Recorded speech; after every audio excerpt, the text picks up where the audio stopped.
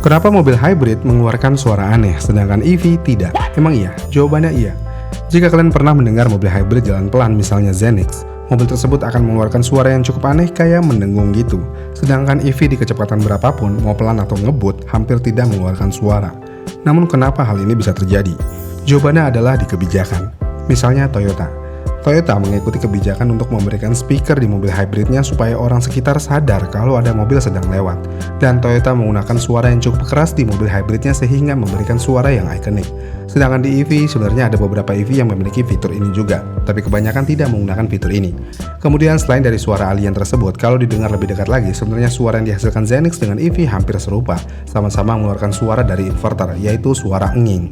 Jika aja Toyota tidak memberikan speaker AVAS ini, Zenix akan memiliki suara yang senyap layaknya EV kebanyakan. Jadi ini murni karena fitur AVAS aja, bukan dari sistem inverter atau apapun itu.